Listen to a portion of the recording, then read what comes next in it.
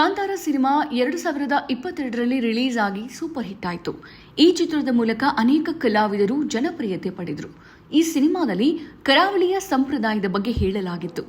ದಕ್ಷಿಣ ಕನ್ನಡದ ಜನತೆಯ ಉಸಿರಿನ ಜೊತೆ ಬೆರೆತು ಹೋದ ಕಂಬಳದ ದೃಶ್ಯಗಳು ಇದ್ವು.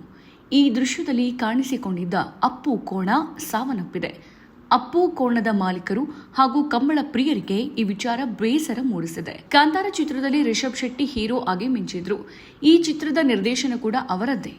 ಅವರು ಈ ಸಿನಿಮಾಗಾಗಿ ಕಷ್ಟಪಟ್ಟು ಕಂಬಳ ಓಡಿಸುವುದನ್ನು ಕಲಿತಿದ್ರು.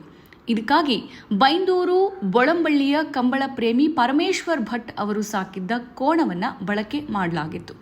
ಈ ಕೋಣಗಳಿಗೆ ಅಪ್ಪು ಹಾಗೂ ಕಲಾ ಅಂತ ಹೆಸರು ಇಡಲಾಗಿತ್ತು. ಈ ಪೈಕಿ ಅಪ್ಪು ಕೋಣ ನಿಧನ ಹೊಂದಿದೆ. ಚಿತ್ರೀಕರಣಕ್ಕೂ ಮೊದಲಿನಿಂದಲೇ ಅಪ್ಪು ಮತ್ತು ಕಲಾ ಕೋಣಗಳ ಮೂಲಕ ರಿಷಬ್ ತರಬೇತಿ ಪಡೆದಿದ್ರು.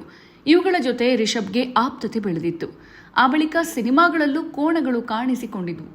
ಈ ಪೈಕಿ ಒಂದು ಕೋಣ ನಿಧನ ಹೊಂದಿದ್ದು ಅಭಿಮಾನಿಗಳಿಗೆ ಬೇಸರ ಮೂಡಿಸಿದೆ. ಇನ್ನಷ್ಟು ಹೆಚ್ಚಿನ ಮಾಹಿತಿಗಾಗಿ ಫಾಲೋ ಮಾಡಿ ಬ್ರಿಗೇಡ್ ನ್ಯೂಸ್ ಕನ್ನಡ.